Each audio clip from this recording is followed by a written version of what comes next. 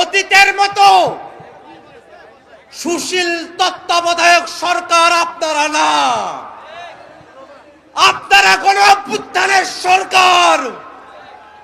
গণ অভ্যুত্থানের ম্যান্ডেট নিয়ে যারা উপদেষ্টা হয়েছেন তাদের কাছে প্রশ্ন, যে আওয়ামী লীগ বাংলাদেশে গণহত্যা করেছে, সে আওয়ামী লীগের বিরুদ্ধে আইনগত ব্যবস্থা নিতে বাধা কোথায়?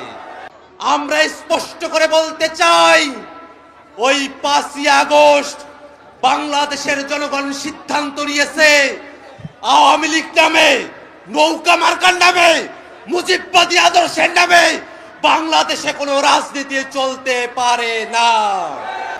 বাংলাদেশে যতদিন পর্যন্ত জুলাই প্রজন্ম বেঁচে আছে ততদিন পর্যন্ত বাংলাদেশে আওয়ামী লীগকে আমরা 1 সেকেন্ডের জন্য প্রাসঙ্গিক হতে দেব না।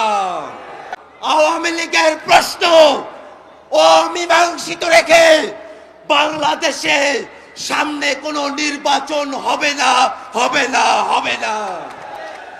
সরকারের কাছে সর্বশেষ মেসেজ জানিয়ে দিতে চাই, আওয়ামী লীগকে, আওয়ামী লীগের দোসরদেরকে আইনের হাতে তুলে নিন। জনগণের হাতে যদি আওয়ামী লীগ পড়ে, আওয়ামী লীগ বাংলাদেশে আস্ত থাকবে না।